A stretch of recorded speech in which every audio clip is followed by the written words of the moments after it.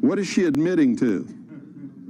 She's admitting that she's already been brainwashed because she is unwilling to listen to opposing viewpoints. That's the biggest number one sign of brainwashing that there is. It didn't matter that it was my show. It's any show. Any opposing viewpoint. Anything that opposes the status quo, if you won't listen to it, you're already brainwashed. You've closed your mind, and you are at the mercy of whatever manipulation they want to throw your way, because you've already determined that they're telling you the truth no matter what. You don't investigate. You have accepted blindly. That's the most dangerous thing that can happen to anyone. The moment that you say, this guy right here, I like him. I like what he says. He's right. I'm going to listen to him. And anybody that says anything different to him is wrong. You've just totally destroyed yourself. Because the truth is, he's a human being. I'm a human being. This young lady is a human being. Bill Clinton is a human being. Okay? When you mistake people for righteousness, or when you mistake people for the message, or when you mistake people for government, or when you mistake people for religion, you're making a big mistake. Because people, for the most part, are a big mistake. Does everybody understand what I'm trying to tell you? We are subject to temptations. We are subject to our own carnal desires, lusts,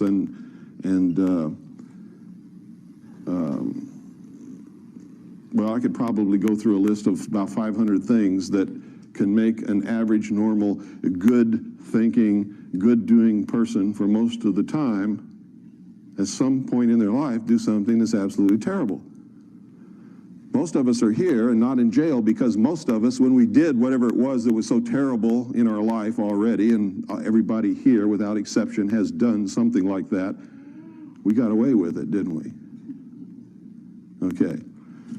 The concept that imperfect men can rule imperfect men is absolutely ludicrous. The concept that you can give someone power and they're not going to abuse that power is also ludicrous. It is wrong for us to ever get into that kind of thinking. And the more power you give someone, the more opportunity they have to abuse or misuse that power. And the easier it is to fall into temptation for them. Now, I got to tell most of you right now, I don't like Bill Clinton any more than you do, but it's wrong. It is absolutely wrong of us to judge Bill Clinton. What we can say is we don't want him as president. He shouldn't be running the government, but unless you walked in his shoes, unless you know what temptations he's fallen prey to, or what people have offered him to be and do what he is and what he does, being imperfect humans ourselves, it's not right to do that. If you're a Christian, you know, judge not lest ye be judged, right? So it's wrong for us to do that. It's okay to call him a communist because he is. Okay? It's okay to tell the truth.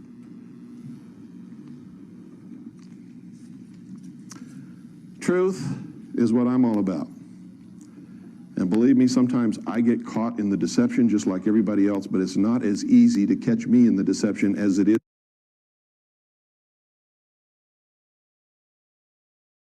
to catch most of you. Because I've been caught too many times, and I learn from my mistakes. And I spend 99% of my time searching out the truth where none of you have ever looked. Some of you may have looked in some of the areas and some of the things that I've looked in, but I can guarantee you there's nobody in this room who has looked where I've looked as long as I have looked, as diligently as I have done it. Okay? Now, what I'm going to try to do today is sort of give you some of what I've learned. And you can take it for whatever you think it's worth. I hope that you will take it out of here and use it to search for your own truth. Truth is not always cut and dried. It's not always black and white. You can't get into the concept that, hey, this is right and that is wrong and there is no in-between, because that's not true. There are all kinds of in-between all the time. And truth is elusive, folks. I have to tell you this. It's elusive at best, and it's hard to find. And the moment you think you know it all, you have lost yourself again. It's one of the major things that I've discovered in my life is by the time we reach an age where we understand we need to learn something that we don't really know at all, it's usually in the late 30s or sometime in the 40s. If you've discovered that earlier than that, you are the exception, you are not the norm. Because it isn't true that during the first years of our life, we're just discovering the world around us. We're subject to the authority of our parents. And Doyle, why don't you go ahead and put it up here? It won't bother me a bit. We're subject to the dictates of our parents, the authority of our parents, our preacher, our minister, high school teachers, principals, the community at large. And isn't it true that during those years, we're basically trying to serve some sense of discover who we are and what the world is about, and not really what the truth is? Sort of fit our way into it, whether we think we belong or not. And isn't it true that during those years, the major preoccupation with most people is to be liked by everybody else? Isn't that what most of us spend most of our time in high school doing? Trying to be liked by everybody else? So that instead of looking for the truth or doing the right thing, we do what we think the other children around us would like for us to do, so that they will like us. Now, it's not bad to admit that, because it's a human thing. And every person in their younger years goes through that. Then we get into our later teens and our early 20s, and what is the major preoccupation on everybody's mind? Sex, right? Anybody that says no, I'll call them a liar to their face. It's sex. Whether you'll admit it or not, it's the truth. And because to be involved in that activity, or to have someone, whether you're involved in actually having sex or not, but the sexuality of being with someone else, you have to have a job, and you have to have a car, and you have to be able to talk the talk and walk the walk, right? So that takes up our life. And then sometime, usually in the later 20s, some guy sets out to get a girl and she traps him, right? So they get married. Some people don't, and that's to their great credit, because personally, folks, after having lived my life and being honest with myself, any woman who marries a man before he's the age of 36 is a fool. Because most men aren't ready for that. They're not mature enough, and you're just asking for trouble. But people have done it and succeeded. I don't know how they did it, but they did it. But that's what we're all wrapped up in that stuff. And none of it really means anything. Because it's all going to happen to you anyway. If you are just doing the right thing, you're going to attract the right people. And if you're a man, the right woman's going to come along. And if you're a woman, the right guy is going to come along if you're involved in doing right things. But the problem is we try to make it happen, and that's where we get in trouble. And we ignore all the most important things that we should be involved in our life that really matter. Because these other things are just natural things that are going to happen. You can't make somebody like you in high school. Whatever in the world made us think that we could make people like us? If we just go along and do what we're supposed to do and just be ourselves, people are going to like us. But we think we have to make it happen. Or we think if we do this or we do that, Susie's going to like us more, and we're going to have the hot date we've always dreamed about.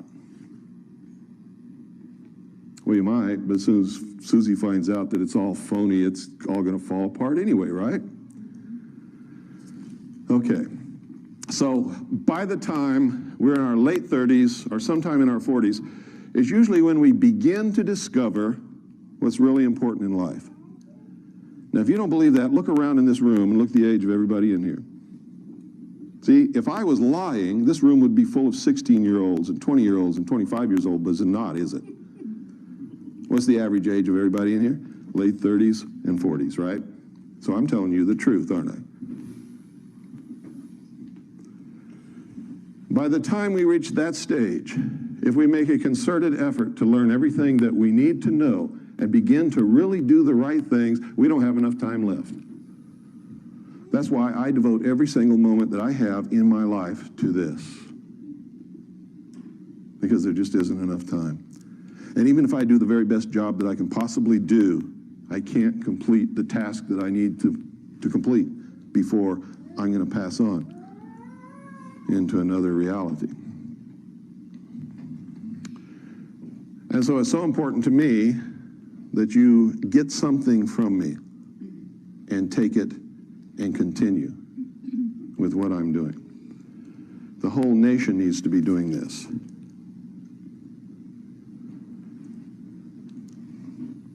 Now I'm going to talk about this country and what it's all about. Some of you are going to disagree with me. And during this talk today and tomorrow, I'm going to make some of you angry. And I want you to understand this. If what I'm telling you up here is not true,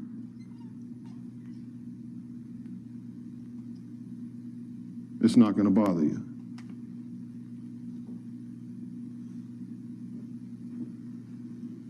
You're a rapist. Did that bother anybody in here? Anybody get bothered by that? No. You know why? Because there's no rapists in here. If I said, you're a rapist, and somebody got up and started yelling at me and ran out the door, you'd know I hit somebody, wouldn't you? Okay. On my radio show, I use the term sheeple a lot. I can always tell when I hit the targets, boy, I get the letters. How dare you call me a sheeple? That person wouldn't have wrote that letter if that person wasn't a sheeple. Because they would have known I wasn't talking about them, right? Only the person that the arrow hits gets angry. So the reason I'm telling you this, if you find what I'm talking about disturbing, I'm hitting you with some truth that is bothering you. That's really bothering you, and you need to look at it really closely, because it wouldn't be bothering you if it wasn't true. If it wasn't pinging on you personally with something that you know inside of you is not right, it's not going to upset you. And that's the truth. Okay. There are a lot of people who are extremely critical of my radio broadcast because they say I spend too much time on symbology and history and the mystery religions and all of these things that they write me letters and say, it doesn't, I don't care about that. It doesn't mean anything. Why don't you get into some nitty-gritty? Well, they don't understand that is the nitty-gritty. He who does not study and understand history is doomed to repeat it. And the same play has been being performed throughout the history of the world by what we call the builders, the controllers, the puppet masters, whatever you want to call them. And I'm going to start right at the beginning and tell you exactly who they are and how to identify them. Okay? Because there really are puppet masters. There really are controllers. There really are builders, but they're not engaged in building buildings. They're engaged in building people. They're building what they call the perfect race. They're perfecting humanity in order to control nature. They're building the utopian world that they perceive that we need. I said, who's we? We who? You didn't ask me about this, you know? And that's the problem with these guys. They have placed themselves in an elitist attitude to tell the rest of us what we need. And the truth is, we don't need them to do that. Okay? They haven't got the right to do that. They think they do, because they think we're just a bunch of stupid cattle. And I got to tell you, for the most part, most people prove them right all the time. Not intentionally, but because the knowledge, the truth has been withheld from the people. And that's how they manipulate people, is by withholding the truth and controlling them with the lies. Okay? Now, first I got to start off here. I got to ask you a question. What's the most important thing about this country that you can think of? And I want to see some hands and hear some answers. This is a participation sport when you come in here with me. Okay? Yes, sir. Recognition of God-given rights, okay. Individual liberty. Individual liberty.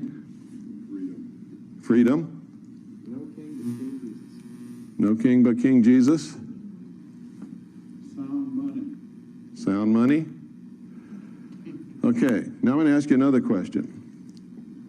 Which one of those, because somebody already gave the right answer, which one of those do you think is the right answer? Everybody all at once. Freedom. Freedom. Why? Because none of the rest of them would exist without it. You couldn't have any of the rest of them without the freedom to do it. You give somebody the power to say you can't have one king but King Jesus, and you're not going to have King Jesus, you're not going to have Christianity, you're not going to have a church. In fact, if they catch you saying the word Jesus, they're liable to chop your head off and throw your body to the lions. Isn't that correct? Okay. The greatest thing about this country, whether you agree with me or not, it's the absolute truth. If you take this away from any person or any group of people, you have no country. Freedom. You have no religion. You have no sound money. You don't have any of it. You're subject to the control of the people who have taken your freedom away and who are now subjecting you to their will, because that's what lack of freedom is. Being subject. You know what subject means? To someone else's will. Freedom means you're subject to your own will. As long as what? As long as you take responsibility for your actions and you never hurt the person or property of any other human being. Period. If you do, you put yourself at war with someone else. Is that freedom? No. Then you're taking someone else's freedom away. You have become the bad guy when you do that. How many of you have heard of Dave Emery? Talk show host. KGO, San Francisco. Anybody? The other day he called me that famous fascist. Do I sound like a fascist? No. But you see, that's part of the manipulation. Because Emery has a one-track mind. Pardon? He has a one-track mind. No, he has an agenda, is what he has. One-track mind, the way he thinks. Yeah. He's not really thinking, he's fulfilling an agenda. He has an agenda, he's a socialist. He doesn't want people to listen to me who tell you that freedom is the most important thing in the world, because socialism can't have people walking around saying things like that.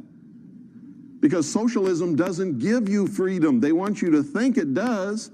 Aren't they trying to bombard you with the delusion that liberals are for freedom? Liberals are for socialism. Liberals started out being for freedom when there wasn't any, Being for freedom was liberal. Being conservative was for the power of the king. Remember? All of our founding fathers were liberals. Believe it. They were also traitors. So when somebody calls me a traitor because I'm supposedly against the government, it doesn't bother me. I'm in damn good company. But you see, I'm not a traitor. Because what is the government? We are not the government. No, we're not even supposed to be. What is the government? The government is a contract signed by the founding fathers, which is called the Constitution for the United States of America. That is the government. That says what the government can do, what the government cannot do, when it can do it, when it cannot do it, where it can do it, where it cannot do it. Are you parties to that contract? Huh? Nope. No, you're not. How can you be party to a contract you didn't sign? You can't be.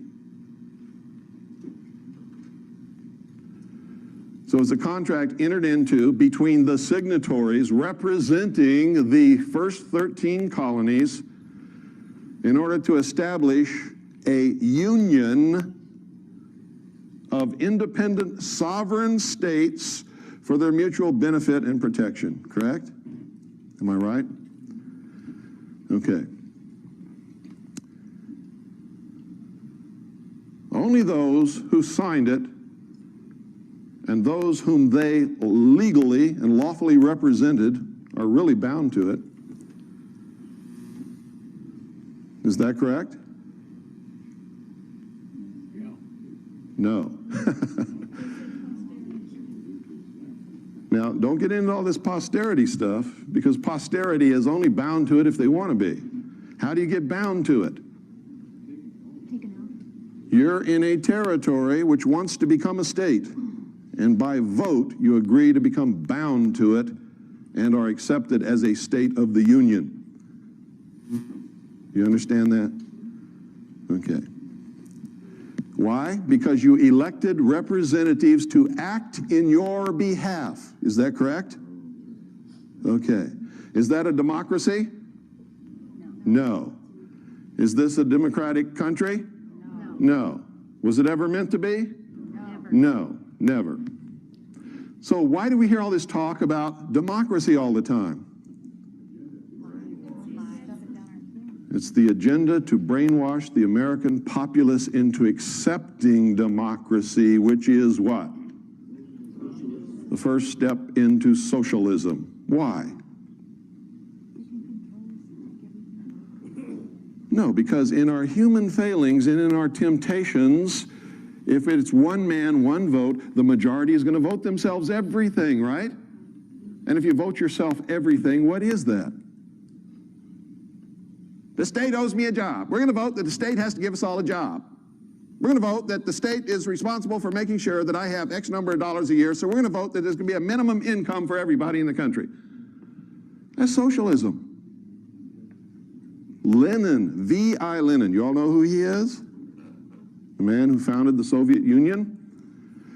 V.I. Lenin said, democracy is indispensable to socialism. You can take a free people, make them into a democracy from whatever they were before, and they will vote themselves into slavery every single time because they are weak. They want the benefits. They want the check from the government. They want the job from the government. They want a car from the government. They want medical care from the government. They want everything from the government. What's the fallacy in that? The government doesn't have anything to give you unless they first take it away from you. Right? Now, for somebody who works and is productive, they don't like that. That's not good, is it?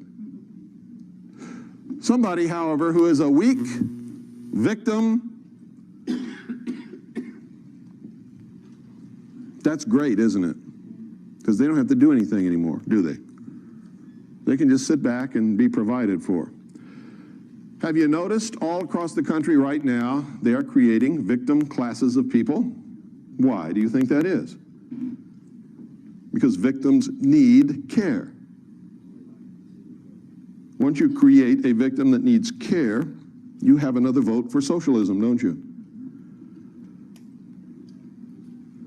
Most of it is a scam.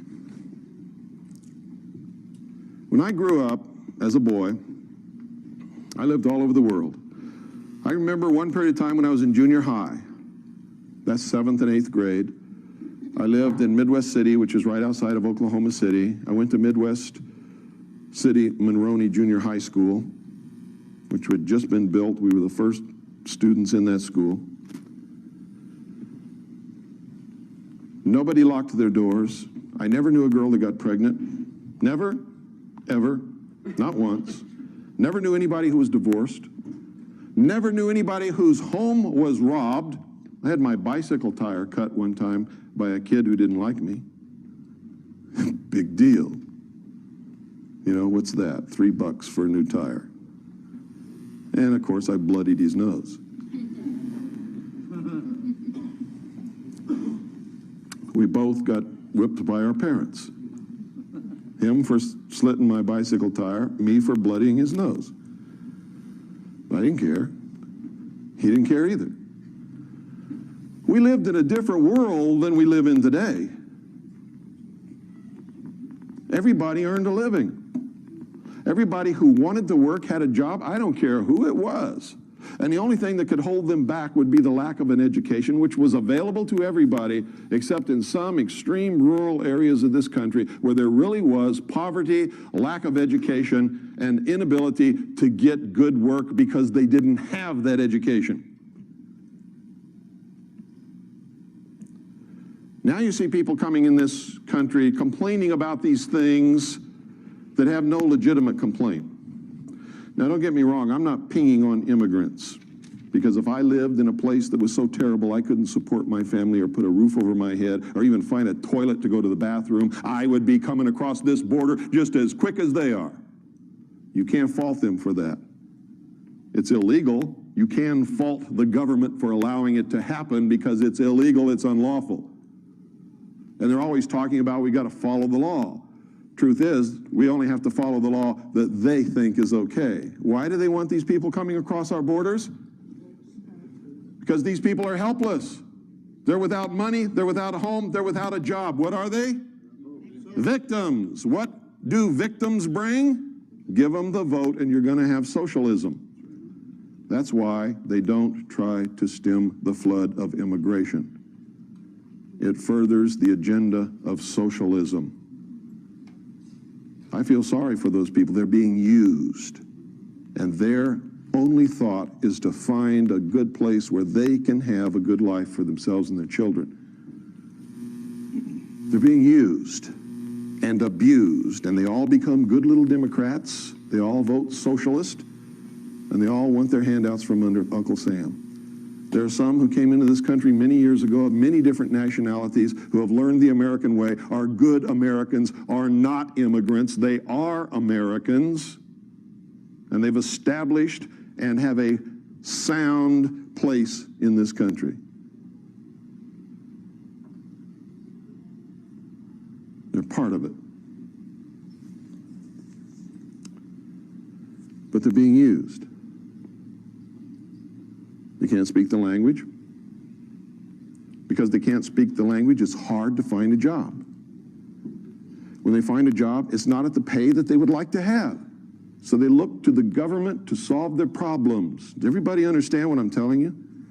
You've often wondered, why is it that they don't do anything about this flood of immigrants coming across the border? And I'm not talking about just Hispanics from Mexico, Central and South America. I'm talking about from all over the world.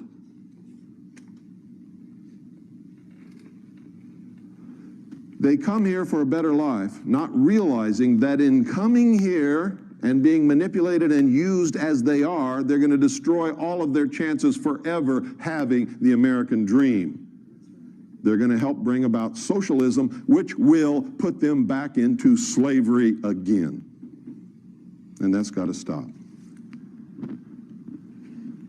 You have to understand the agenda. You have to understand who's bringing it about and why before you can see the manipulations and how people are being used and manipulated to bring it about. How many of you believe that this is a Christian government? How many of you believe that it was founded as a Christian government? I hate to tell you this, but you're wrong. This country was built by Christians because that's the majority of the people who originally came here. And a lot of the things that they believed in is reflected in our laws and in our traditions and in our government. But the government was never meant to be Christian. Have you ever seen the government in church? Have you? Does the government go to church? No. Does the government pray? No. What is the government? It's the Constitution for the United States of America, the Bill of Rights, and the amendments lawfully made thereto. You see, you're mistaking people for the government. The founders of this country, by and large, were Christian. Many of them weren't Christian, but pretended to be, were deists, and you can find that in their writings. Many of them were members of the secret societies. How many of you believe Thomas Jefferson was a Christian? I'm not afraid. I believed it until I read the truth about Thomas Jefferson and studied his life. Thomas Jefferson hated Christianity. Thomas Jefferson tore up the Bible. Thomas Jefferson wrote his own Bible because he said the God of the universe could not possibly be that terrible God represented in the King James Version of the Bible. Don't be afraid to raise your hand in here, folks. Nothing that I'm going to say is intended as a personal slant or insult or attack upon anybody in here. But I need your cooperation in order for us all to learn. See, I wasn't afraid. I raised my hand. That's what I believed most of my life until I really studied Thomas Jefferson and found out what he really was. He was a deist. So was Benjamin Franklin. How many of you knew that Benjamin Franklin was the master of the Masonic Lodge in Philadelphia? How many of you knew that he was the master of the Lodge of Nine Muses in France? Have you ever studied the Lodge of Nine Muses? Boy, you better. How many of you knew that when Benjamin Franklin was in the colonies, he pretended to be a pious Christian, although he was not seen in church too much, pretended to be a pious Christian. However, he entered into a sexual relationship and a living arrangement with two different women and sired children by both of them, never married either one. How many of you knew that? How many of you knew that when Benjamin Franklin went to France, he surrounded himself with prostitutes and drank champagne almost 24 hours a day and just reveled in orgies? How many of you knew that? You'd be surprised what some ugly old men are capable of.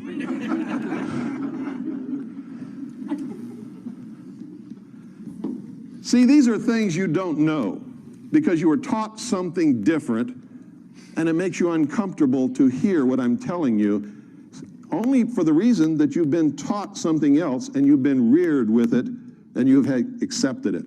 It's hard to let go of something that you have learned and accepted that is not true.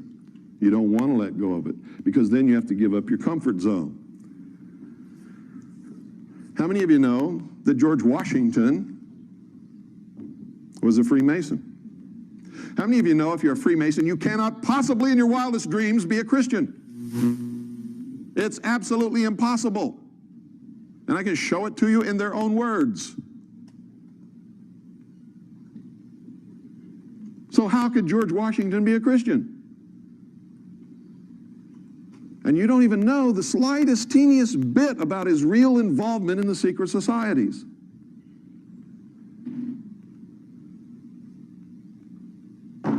He founded a military order, a secret order of his military officers, the generals and senior officers of the Revolution. What's the name of that order? The Knights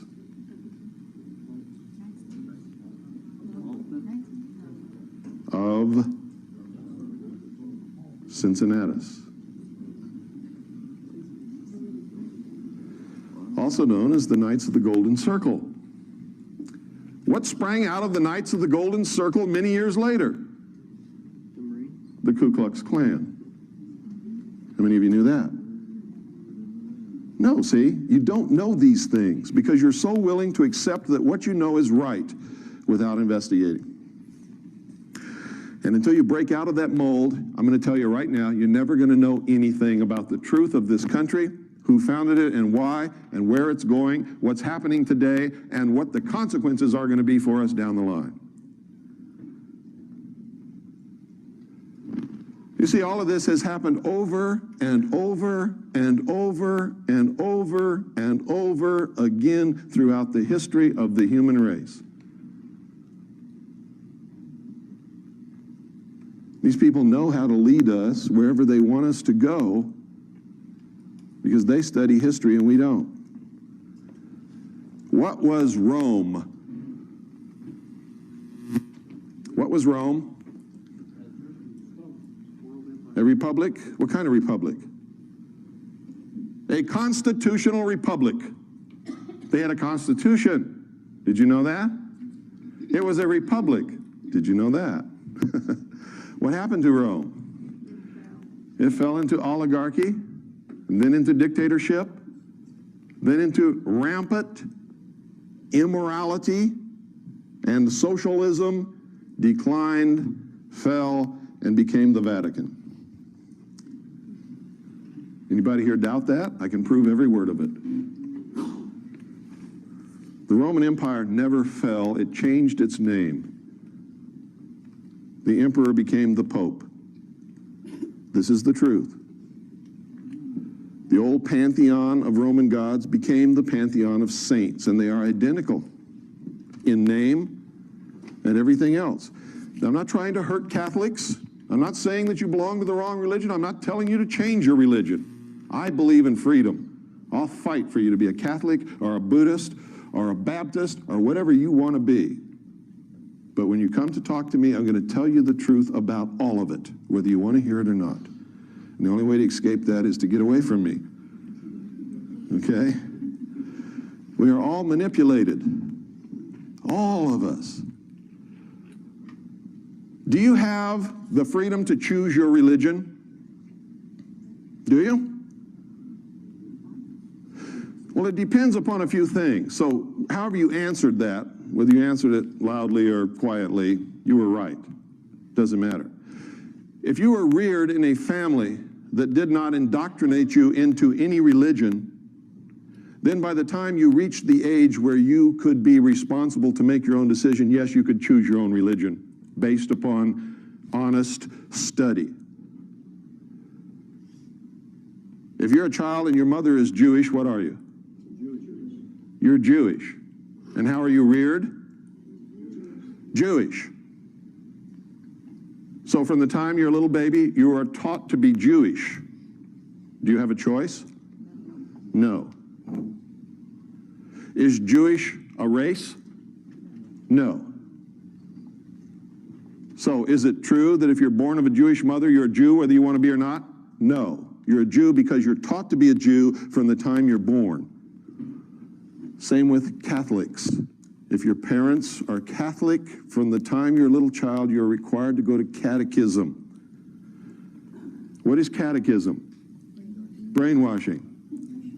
What is teaching this little Jewish child that he's a Jew, whether he wants to be or not, and teaching him how to be a Jew all the time he's a little baby up until the time he grows up? It's brainwashing. What is it when your parents take you to the Baptist church from the time you're a little bitty baby and require you to go to Bible school and teach you all of these things from the time that you're that small and can't make a conscious choice of your own and don't know what is right is wrong? What is that? Brainwashing. Is it right? Depends on your viewpoint.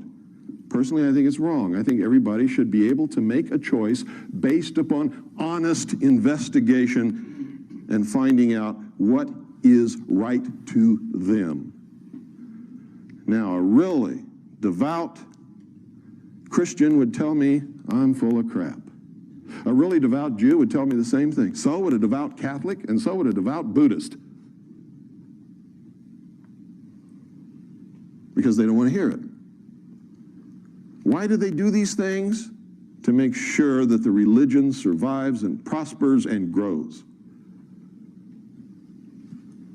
Somebody else would say, oh no, it's to make sure that the child is raised in the proper religion. What is the proper religion?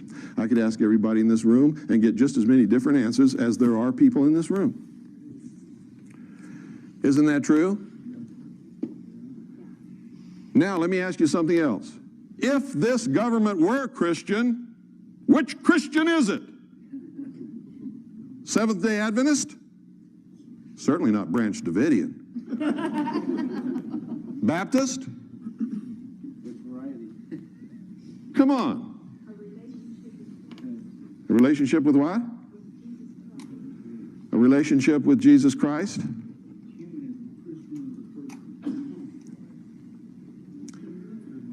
Can you have a country that is Christian and have freedom? No. What if in 100 years the majority of the population changes their religion to Buddhist? Now, what kind of country is it? You can't assign a religion to a country. A country doesn't exist except on paper and in your mind. The religion belongs to the people.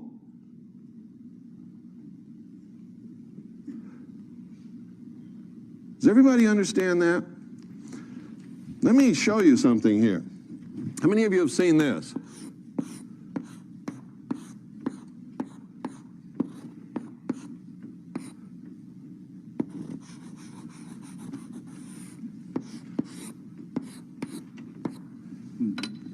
What is that? Where have you seen it?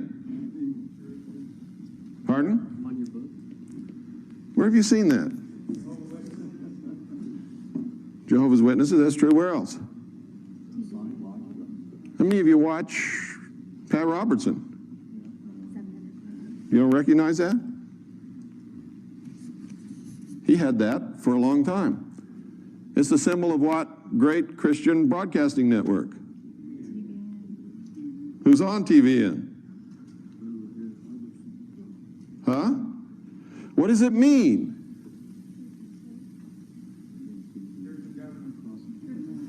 This is the marriage of church and state. Is that what you want? What happened the last time you had the marriage of church and state? Anybody who disagreed got what? Burned at the cross, placed on the rack, chopped into pieces, tortured, murdered, burned. Now, don't get me wrong, I believe in freedom. If that's what you want, you're entitled to want that all you want. But I got to tell you, you try to bring this into being and I'll fight you with everything I've got. Because I don't believe in burning people at the stake. I don't believe in placing them on the rack. And I am a Christian. I don't believe in persecuting Jews because they're Jews, because they killed Jesus Christ, because I guarantee you there's not a Jew living on the face of this earth today that even knew Jesus Christ, much less killed him. That's what's called what? Corruption of blood. Our Constitution forbids corruption of blood, doesn't it? Because it's wrong.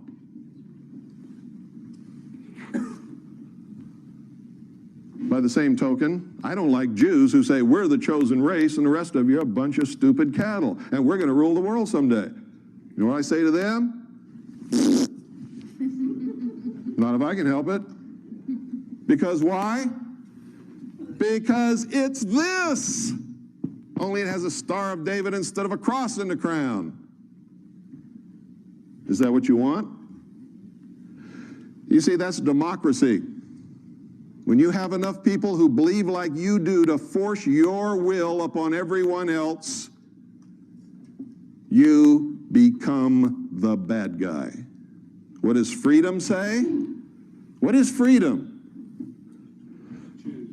The right to choose. As long as I don't hurt the person or property of any other human being, I can believe what I want, go to whatever church I want, be whatever I want, read whatever book I want, do whatever I wish, and do it abundantly and with prosperity. And without freedom, I couldn't do any of it, neither can you. When you ask for this, you're asking for enslavement. And right now, you might be the slave master, but who's going to be in charge 50 years from now? That's the uncertainty about these things. You might be on top now, but just wait a little while. It never fails. If you study the history of the world, you'll find whoever the oppressed is today will be the master tomorrow. A lot of what's happening in the world today is because this happened yesterday. Make no mistake about it, everything that is happening in the world today is because of race and religion and the persecution caused by those two different things throughout the history of the world.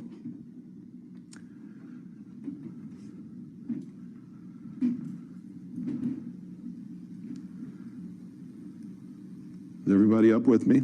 I know that some of you don't agree with me, that's okay. I'm not telling you you have to. But I want you to go out of here thinking about these things and think about what is it that you really want. You want to be free so that you can be what you want to be and worship where you want to worship? Or do you want to cause a situation whereby you're in charge so that you can force your will upon everybody else so that they'll get pissed off enough to overthrow you and do the same thing to you? Because that's exactly what that brings about. Exactly, it's never failed. Study history, you'll see. It's the truth. So, gee, if our founding fathers were deists and they were members of the secret societies, and some of them were masquerading as Christians, and some of them were just flat weren't Christians, weren't masquerading at all, why did they create this country? They came here to create a new world, not a country. How many of you really read what they wrote? They didn't come here to create a country. They came here to create a new world. What did they call it? They called it the New World, didn't they? What else did they call it? The Grand Experiment, the Great Experiment. Remember reading those words? And just read right over them, didn't really understand what it meant. They came from a world that was oppressive, ruled by kings and queens and popes and prelates and bishops and lords and barons, who just because they didn't like the way you looked could chop you into quarters and throw you to the pigs if they wanted to, anytime they wanted to. And if you didn't believe the religion they wanted you to believe in, they'd burn you at the stake or torture you. In some way, make your life absolutely miserable. They came here to create a new world, free from all of that. But they knew that they could not be safe in the new world if the old world was the way that it was. How do you get rid of kings and queens and barons and lords and emperors and prelates and sultans and emirs? How do you do that?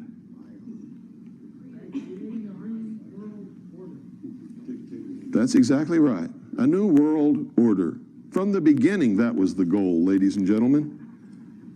That's the absolute truth. From the very beginning, that was the goal. What do you think New World means? What do you think it means?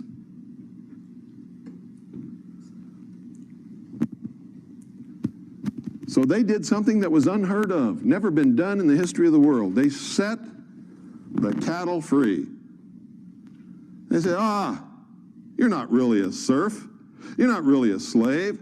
You're not really as dumb as they say you are. You're not really a bunch of cattle. Now you're free men. You got brains. We're even going to write this contract to guarantee your freedom.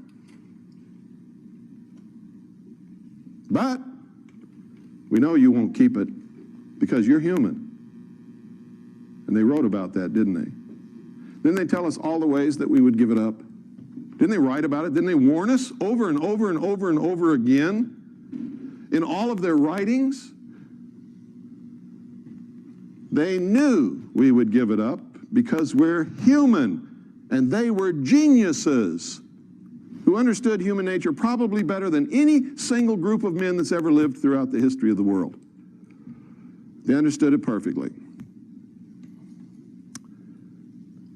What did Ben Franklin say when he came out of the Constitutional Convention after everything was signed, sealed, and delivered?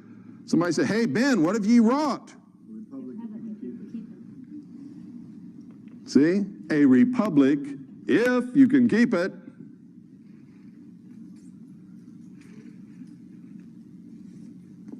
He knew. They all knew. What was it really about? Why did they give it to us if they knew we would give it up? And they did know. Make no mistake about that. They knew. What do you think the fight over federalism was all about? They wanted to make sure that at some future point, the great central government would seize control.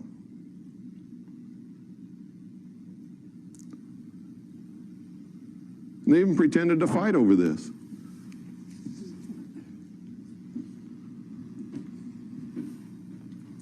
Like all of these secret society people do. It's called the Hegelian dialectic. We want all these people to do something. So you and I are going to get together. We're going to create two different causes. We're going to get all these people wrapped up in it. We're going to pretend to fight against each other. And this fight is going to bring about the conclusion that we really wanted in the first place. And they're all going to think that it was done accidentally by them, and we didn't have anything to do with it. How many of you understand the concept of Hegelian dialectic of manipulation of political resolutions? If you don't, you'd better read Hegel and you'd better study it, because that's what's happening. That's what the abortion issue is all about. Can government decide the abortion issue? Can you decide it with laws? If you could, everybody would obey the law, there wouldn't be any issue, would there? The Supreme Court has already made the law, haven't they? Thank you. I've been saying that for 20 years. It's the truth. The whole issue is designed to create a conflict which cannot be solved except by some world body. What do you think the ozone holes are about? How many of you understand the ozone holes? How many of you don't? Okay, it's about time somebody explained it to you.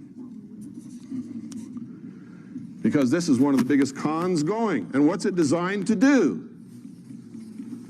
Create a conflict between people who need to pollute the atmosphere and people who don't want it polluted to prevent the depletion of the ozone layer so that we're all not fried by the sun's rays coming from the great Apollo up there riding across the sky in his chariot.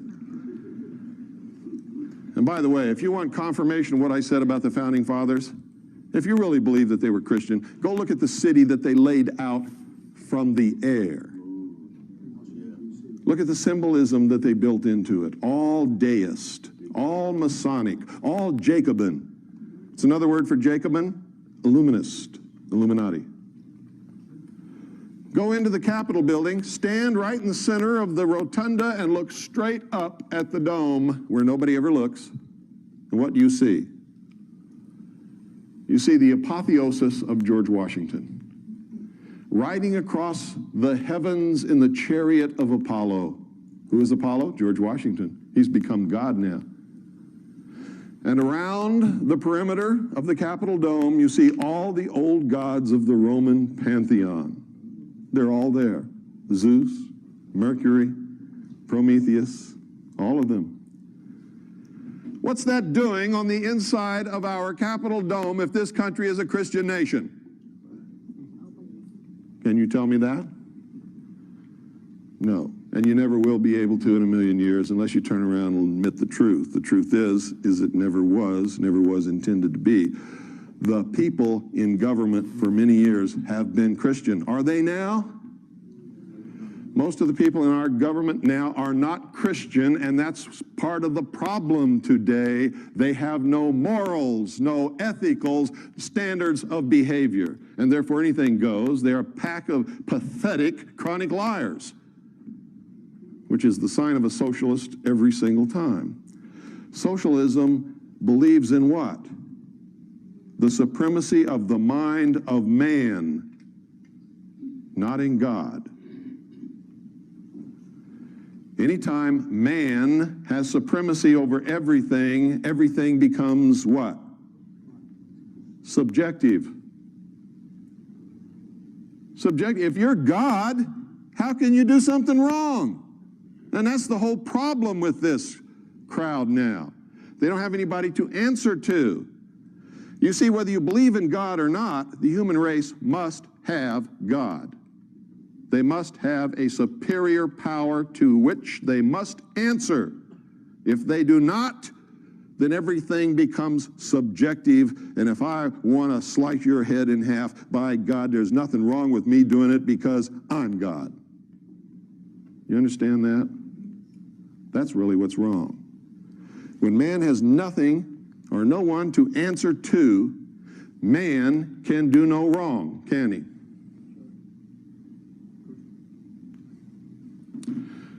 Okay, here's the problem with the ozone hole thing. How many of you have noticed that every time they show a picture of an ozone hole, it's always over or near one of the poles? How many of you have noticed that? Every time. Because it has to be. It's the only place it occurs, and it's not really a hole at all. It has nothing to do with what we do. It has nothing to do with CFCs or anything else that we do here on this earth, period. Because here's the truth of it. How many of you have also noticed that whenever that hole occurs, it occurs at that particular pole in the wintertime? Why is that? Well, the earth is tilted on its axis. So if this is the North Pole up here, we have the earth right here, and we have old Sol over here giving out his rays. What has to happen to form ozone, folks? Sunlight must interact with gases in the atmosphere. Which gas? Oxygen.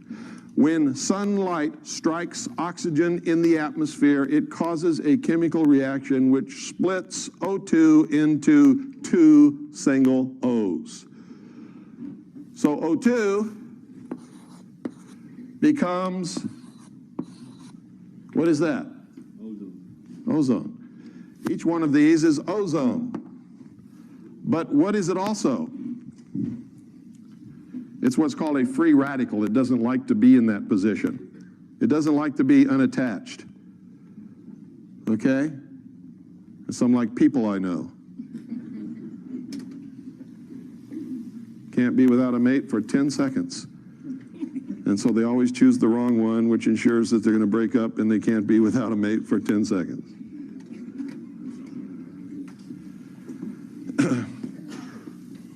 Believe it or not, most of us go through that little period. We think we have to be with somebody all the time. Not true. Okay. These, because they're free radicals, they don't like that state of being, don't last very long. As soon as they find something to latch onto that they can oxidize, they will. Or as soon as they can find another free radical of oxygen, they will form once again O2. Or if they can find another radical of oxygen and an atom of hydrogen, they will form water.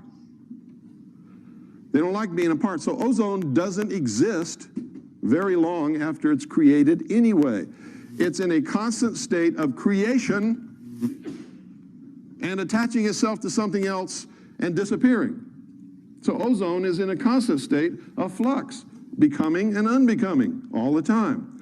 and it's caused by the sun rays interacting with oxygen in the atmosphere. What do we call that layer? There is no such thing as an ozone layer. What is it called? Because what are these? These are ions. Ozone is an ion of oxygen, okay? It's called the ionosphere. So why don't these freako environmentalist liars call it what it is, the ionosphere? Because it would be the truth, and we can all prove that the ionosphere is not disappearing. It's where ionization of gases takes place due to interaction with the sun's rays, energy from the sun. Everybody understand that? So instead they say, there's an ozone layer. Oh, really? Can you taste it? Can you touch it? Can you feel it? It's the ionosphere. And this whole thing is a hoax. Because here's what happens. As sun streams toward the Earth, you can see down here at the South Pole where they're having summer, sun's rays are hitting all over the pole, aren't they? But up here, they're not hitting a portion of the pole. At the pole that is experiencing winter, what do they have there that's unusual about the rest of the Earth? They have 6 months of darkness. There's 6 months when the sun's rays are not hitting that part of the Earth or the Earth's atmosphere. And so there is no interaction between the sun's rays and the oxygen in the atmosphere, and so what is absent? Ozone. Is it a depletion of ozone? No, it's just a place where the chemical reaction does not take place. It is absolutely perfectly normal. And when the Earth moves around to the other side of the sun, and the southern hemisphere is then experiencing winter because the sun is then over here, the whole jumps magically from the North Pole to the South Pole. And all of the CFCs that we are leaking and using on the face of this Earth have magically migrated to one spot over the pole where nobody's leaking anything and depletes all the ozone right there. You see, if this was really true, where would the holes be? Los Angeles, London, Tokyo, there's a biggie. Phoenix, right? Do you know that the state of Arizona is the only state in the whole 50 United States that knows this and has passed a law saying, screw you, we know there's no ozone holes, we'll use CFCs all we want, and we do.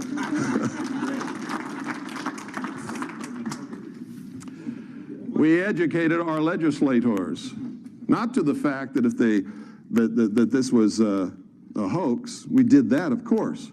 But even though they knew it was a hoax, they didn't want to go along with it until we put pressure on them saying, hey, we're not going to support this scam, period. This is a scam, and you know it is. We put political pressure on them that they were going to lose their jobs unless they did what we wanted them to do. And so they did. Now, we don't always get our way in Arizona, because why do you think it's called Phoenix? And the Valley of the Sun, and the Sun Devils. That's all out of the mysteries. Phoenix is a Masonic city, if there ever was one, on the face of this earth.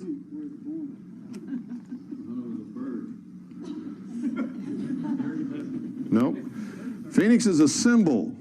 Phoenix is the symbol of resurrection, death and resurrection. Phoenix is the bird that rose up out of the ashes. Yes, sir. Why the hoax? What is the end result of the hoax? What do you have to solve this problem? World government control of the atmosphere. You see, they do it by stages. Give them the atmosphere. What do they want next? The biosphere, maybe? How many of you know about the biosphere? Do you know that the UN inspectors were just at Yellowstone National Park and determined that there has to be a buffer zone around the park So the National Park Service is buying up private land and kicking people up off their land and closing roads to make this buffer zone, which will be absolutely off limits to any human habitation, occupation, or use forever to protect the environment within the park. Do you know that this is just one little step toward seizing all of the wild lands, wildlife, natural resources, metals, and minerals up on the earth under the control of a one world government? Did you know that it's all been outlined in treaties for years? So why aren't you upset about it? What are you doing about it? What are you upset about it? I am. What are you doing about it? Silence. Keep electing Einstein and Boxer back in office. Who's? Hold of these people. We invited the Chinese communists to come set up house. Yeah, but you see, these are all symptoms of things. It's the symptom that we're being controlled by some very, very smart manipulators who understand how to make us do their bidding, even though we may not want to. How many people are here? How many people should be here? Okay? How many people cares versus how many people don't care? And the degree of care is not whether they really care or not, it's whether they perceive that there's a problem, and that will tell you how effective the masters in control have been in brainwashing the population. They don't perceive that there's a problem. If they did, they would be here, wouldn't they? It has nothing to do with me. It has to do with what we're talking about. You could replace me with anybody who could get up here and do the same thing, and you'd have the same result. Because the perception does not exist that there is a problem amongst the general, what they call masses of population. And by the way, when you hear politicians and talk show hosts and newspaper reporters using the term masses, those are Marxist, socialist speaking Americans. Never use that term. Americans say the people, the American people, my fellow Americans. Only a Marxist, socialist, or a communist will use the term masses. And you're hearing that on talk radio and in the media all across the country all the time, and on television, even Dan Rather uses that term. Dan would rather be read.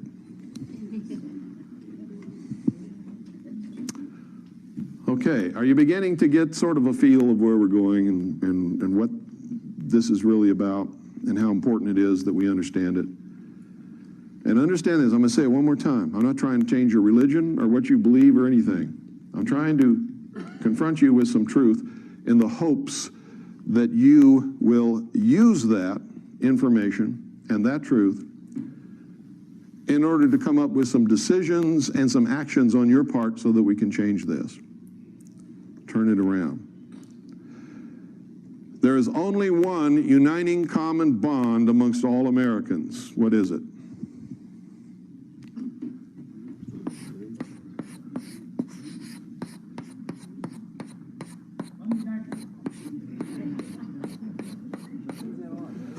Freedom. If that isn't the most important thing in your life, you're not going to do a thing to help us save this country. In fact, more than likely, whatever you're going to do is going to help us destroy it. And I say us because it's the truth. If you want to really know what's wrong with this country, when you go home, go in your bathroom privately so nobody else can see you do it, close the door and look in the mirror. Look in the mirror. The truth is, what's wrong with this country is the American people have lost the knowledge and the motivation and the meaning of what it was all about to begin with.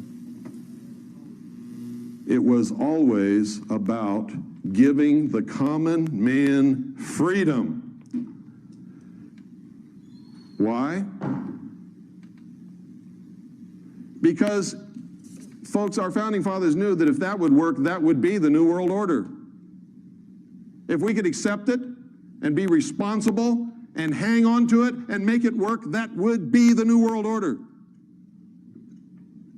A direct result of it would be that giving the common man real freedom would topple every king and queen and sultan and emir off their thrones all around the world, and that's exactly what it did. Isn't that true? And they knew that they couldn't have any kind of a new world or new world order of any sort unless they got rid of the kings and queens and sultan and emirs and lords and barons.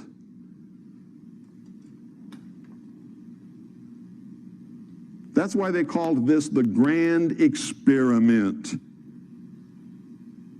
Because that's what it was. If it would work, it would be the New World Order. If it wouldn't work, it would be whatever they thought that it should become. You know what they think it should become? You know what they're trying to make it now? A world totalitarian socialist government headed by a, quote, benevolent, unquote, dictatorship. They're going to present you with a Messiah. The whole world will accept this person as a Messiah. You can call him the Antichrist, whatever you want. I don't care. It's going to be the answer to all your problems, worldwide. And the whole world is going to bow down to this person. Whether you believe in Christianity, the book of Revelations or not, I'm telling you this is what's going to happen because I've talked to them face to face, and they don't even hide the fact. That person will wear the throne of the world. Behind that person will be a council of what they call wise men who will really be the rulers. This poor guy is just going to be the fool they stick out there to take the brunt of the public wrath whenever it's necessary. And you can knock him off if you want to. They just put somebody else up there. That's why I've said over and over and over again, so what if you impeach Clinton? So what? Who's going to take his place? Huh? Al Gore. And if you bump off Al Gore, who's going to take his place? Whoever else they want to put up there, because you don't have a choice. You think you have a choice? You don't have any choice, even if you vote. Because the choices that they give you to vote on all belong to them. Why do you think Charles Collins and Rosemary could not get in the debates? Could not get on ABC, NBC, the communist news networks, or any of the rest of them? Why do you think the American people were never shown them as a choice? Because you're not going to get a choice. They will put 2 or 3 up there for you to vote on. All belong to them. They'll even make it like they're really against each other. They'll make you believe it. They'll even throw you some trash about one of them, so maybe you won't vote for him thinking the election's fair because that's not a moral person. And then who do you put in the White House? The most immoral person that ever lived on this planet. William Jefferson, Communist Clinton.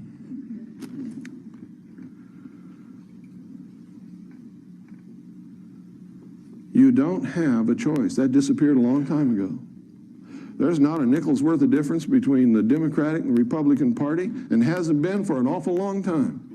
And it doesn't matter which one is in the White House, we still go toward the New World Order, don't we? We still go more and more into socialism, don't we? But if they were truly different, that wouldn't happen, would it? So, I guess that, what time is it? Anybody got the time? 2:30. Let's take a very short break. Let's hold it to 10 minutes because I've got an awful lot to cover, folks. Thank you very much.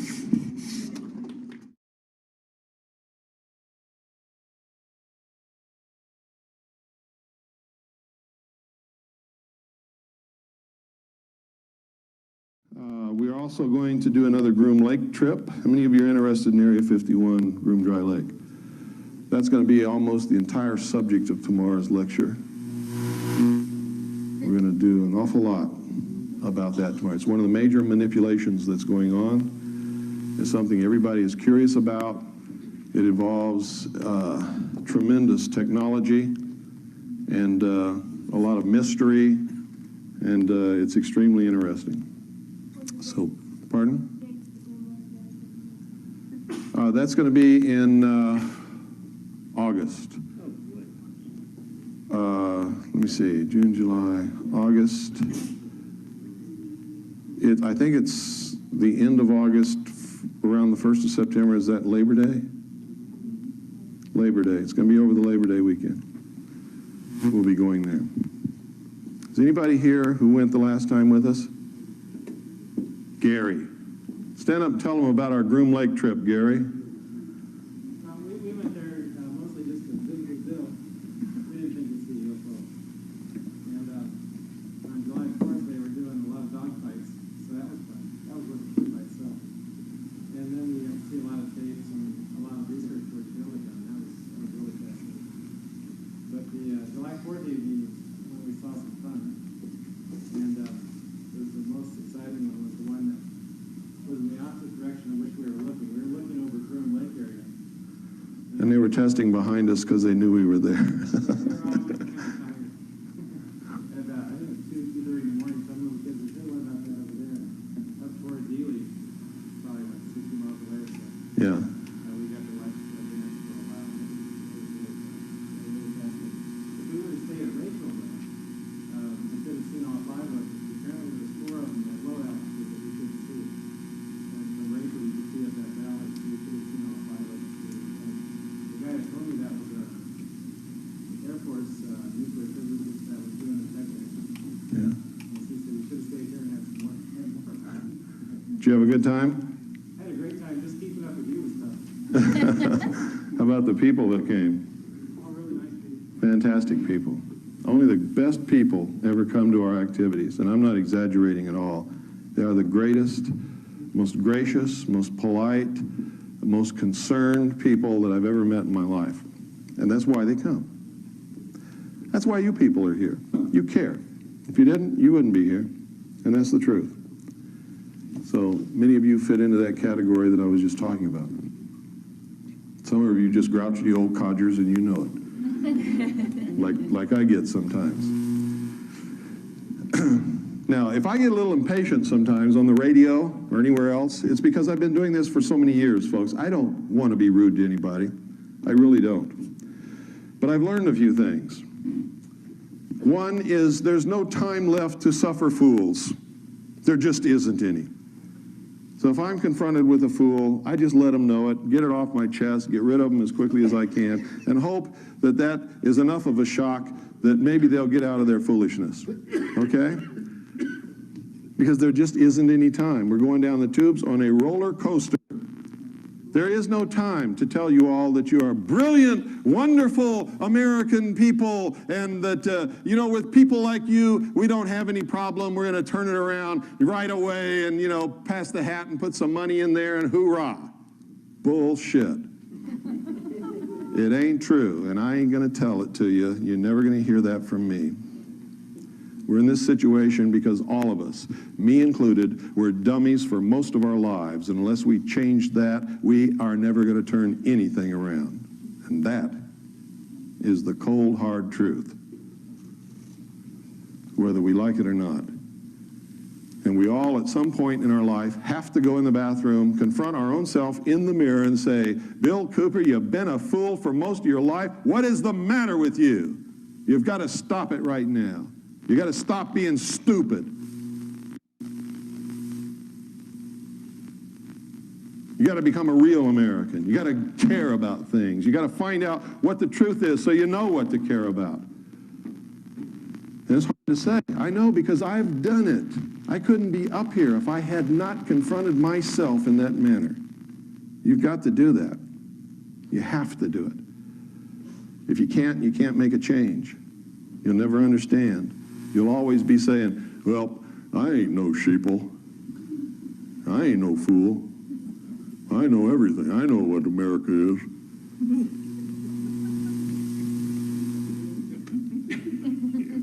Okay, just hope that I'm not around when you say those things. Okay. There's lots of things that you can do, that you need to do. But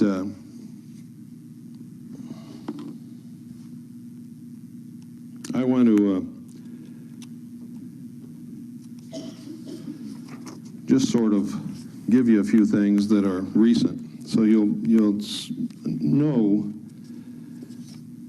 And these are not really terribly serious things. Some of them are, but they're just things that you will all understand, and you'll understand them quickly.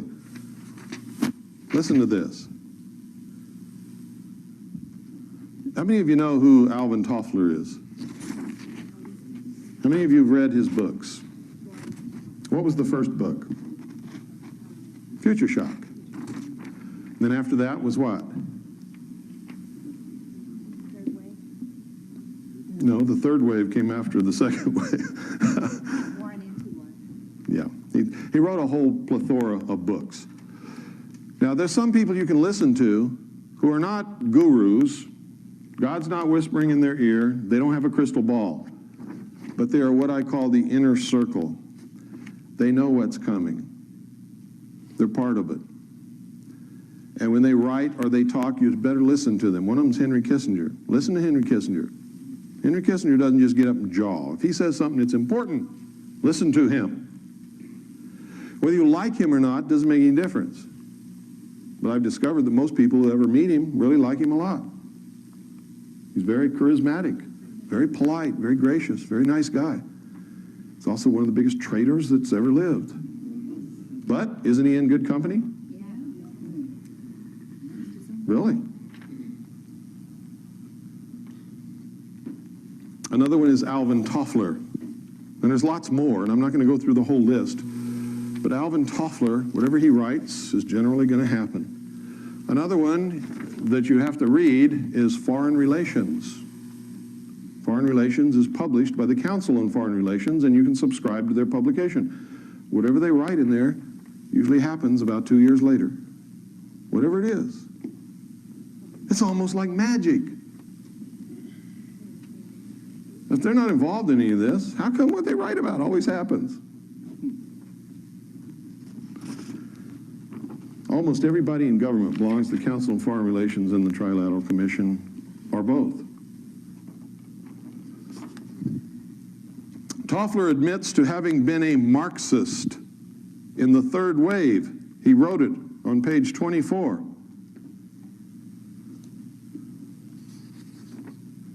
Now, when a socialist admits that they were a Marxist, what does that mean? They still are.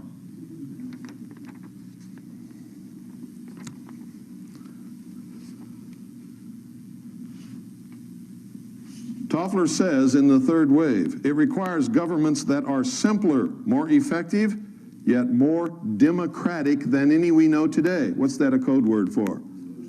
Socialist.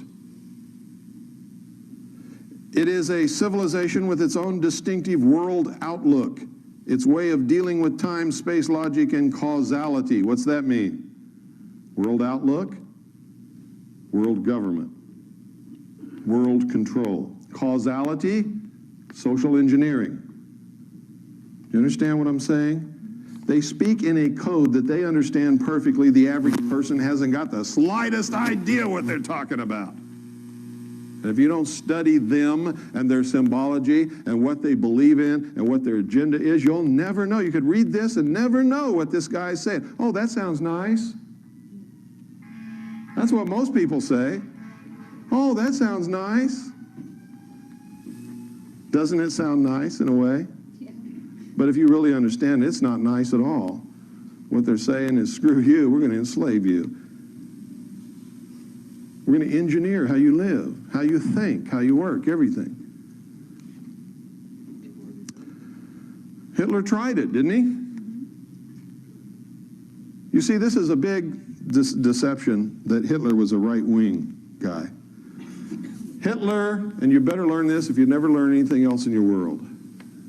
Hitler was a socialist. Nazi means National Socialist German Workers' Party, doesn't it? Hitler socialized Germany. All control is always on the left. Always. If you're left wing, you're for control of yourself and other people. A scale measures two extremes. On the far left, you have total control of everything and everyone, and, by the way, ownership of everything and everyone by the state, which is more important than anything. It's called communism. On the right, all the way at the extreme, you have the total absence and lack of any and all control by anybody over anything or anyone. That's called anarchy. Anarchy sucks. Communism sucks. Socialism is just a little step above communism and usually degrades into communism, and it also sucks. Usually, anything close to anarchy also sucks. And so do all those people who want to engage in those things. To tell you the truth, they're in a mind state that sucks. A constitutional republic is somewhere in the middle of these two extremes and provides safeguards to protect individual freedoms and creator-endowed liberty. Whether you believe in God or not, if you don't understand that freedom and liberty must be creator-endowed, then you are opening the door for somebody to take it away from you because they don't have to answer to a creator. You understand? So even if you don't believe in God, you better start. If you want to stay free. If you want to stay free. If you don't care about freedom, you don't have to believe in God. You see, there must be something that human beings answer to protect us from ourselves. Because the minute we become God, how many of you in here want me to be God? I don't want me to be God either. Because I know who I am. I know the temptations that I'm subject to. I have seen what power can do to people, and I might fall prey to that same corruption that would allow me to use that power wrongly. Even Jesus Christ, if you're a Christian, was tempted. What was it that Satan offered him? The world. What is it these people are after? The world. Jesus turned it down. They're not gonna. If you were to give me the world, you know,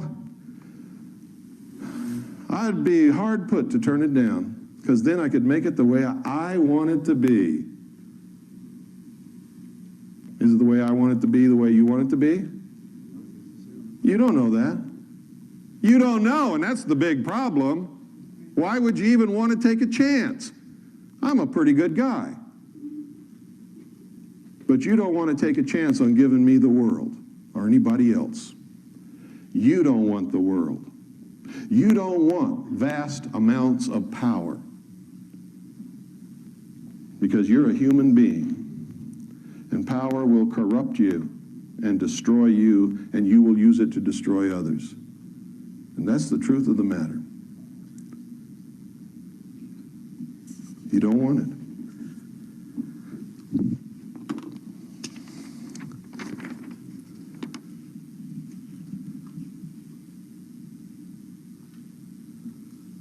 Toffler said in The Third Wave on page 6, this book is based on what I call the revolutionary premise. That's Marxist if there ever was a Marxist statement in the whole wide world.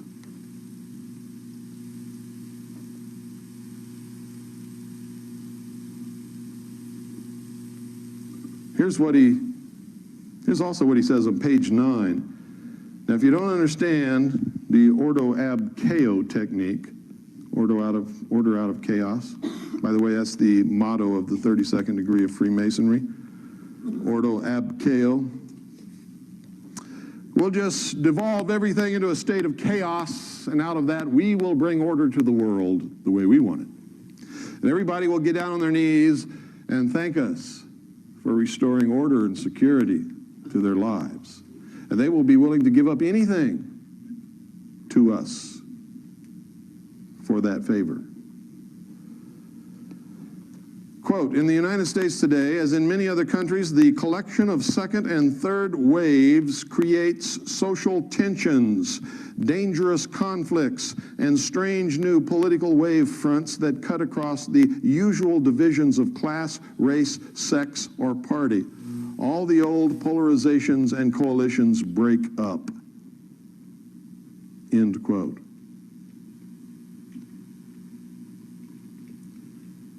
How many of you women thought Gloria Steinem was doing you a favor? Gloria Steinem is a communist who created the concept of feminism to destroy American family life.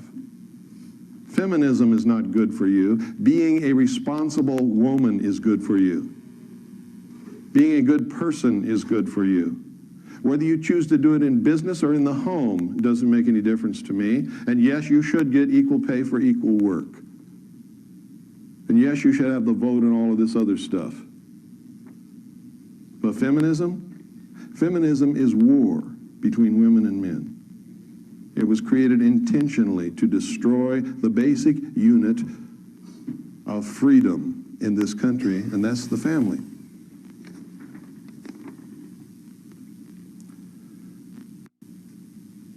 Toffler even admits that there's a plan. On page 10 of his book, quote, life may indeed be absurd in some large cosmic sense, but this hardly proves that there is no pattern in today's events. In fact, there is a distinct, hidden order that becomes detectable as soon as we learn to distinguish third wave changes from those associated with the diminishing second wave, end quote. There's always been a plan. They call it the great work, the great plan, the lost word. There's all kinds of words for it. It exists. It is being brought about. It is conscious.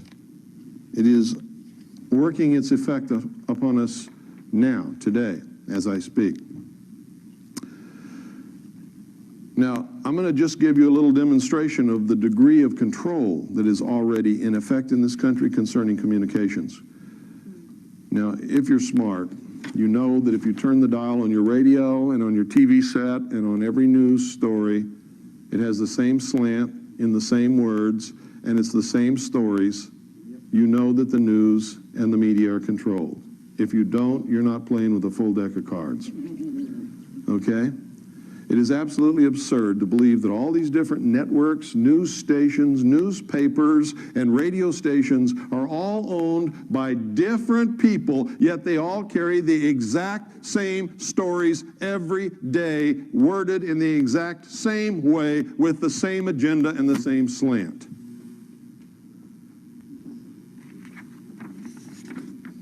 You see, if they were all separate and independent, that could never happen in a million years, because no two people ever attach the same importance to the same event or the same slant on the same story unless they're handed it.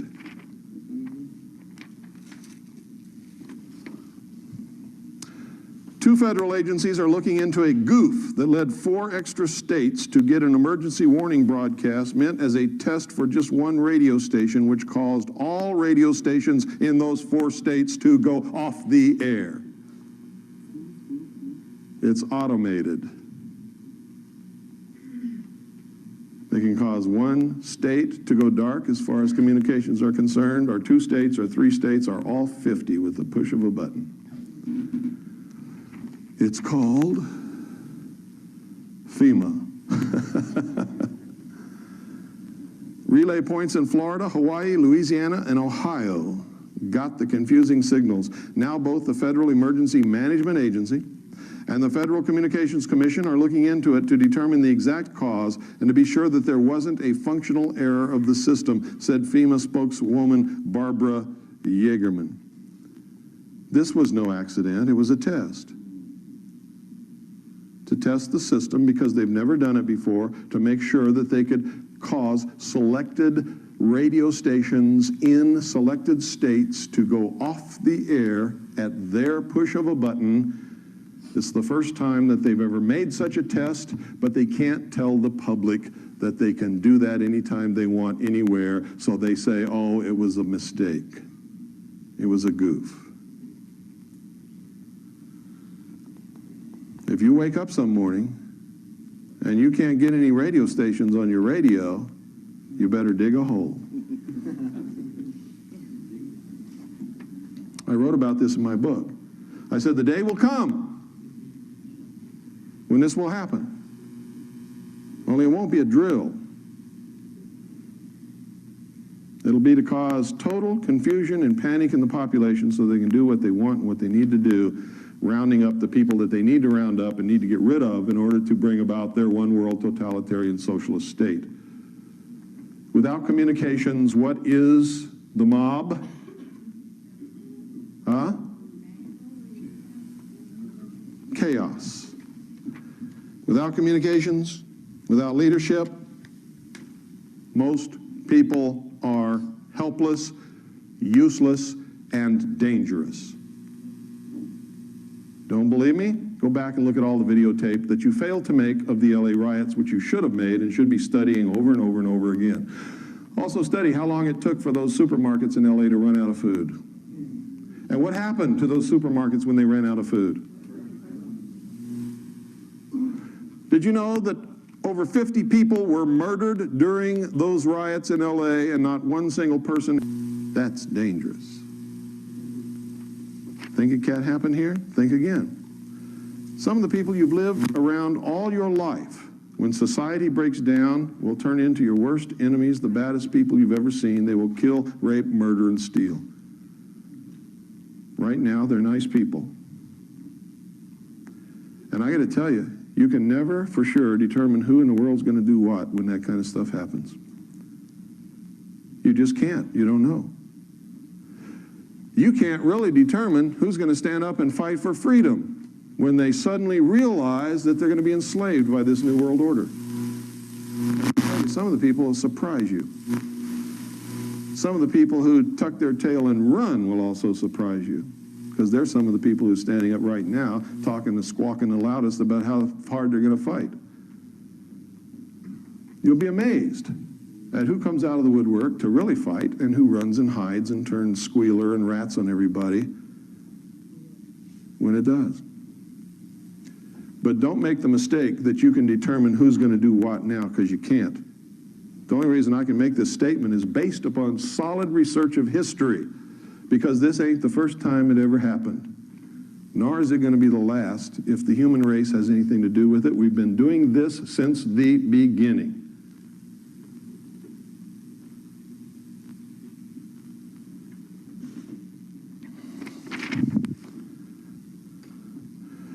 How many of you have heard Hillary Clinton's latest quote?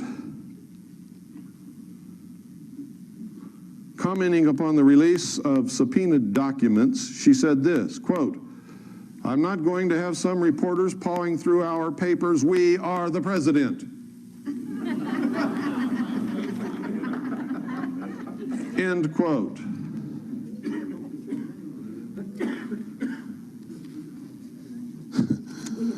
How many of you voted for Hillary?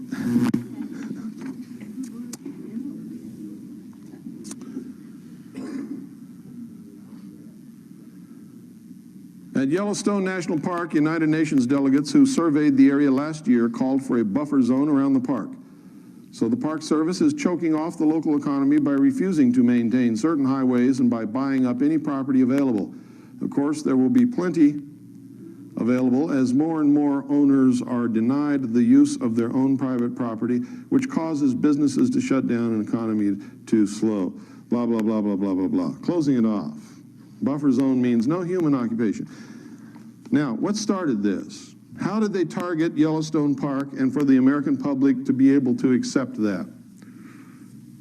Remember hearing about a mine up there that was polluting everything? What was the name of the mine? Huh? I heard it. New World. Don't be bashful. The New World mine. You think that's an accident? No. Who do you think went up there and staked out the claim and started mining the New World mine to pollute everything, to cause this to happen? Huh? You think some miner went up there and staked it out and decided to name it the New World mine? You see, these people are arrogant. They love to flaunt what they're doing in our faith. They like to slap us with it because they think we're so stupid. And like I said earlier, most of the time, most people tend to prove them right. They laugh at us, constantly laugh at us. Look at those fools. We got to stop that. We must stop it.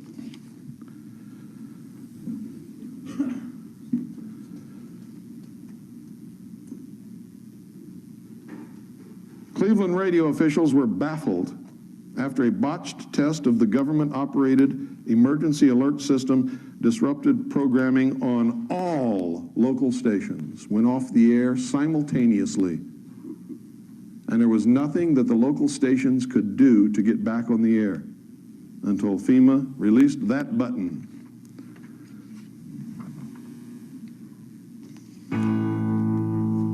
No, they can't do that.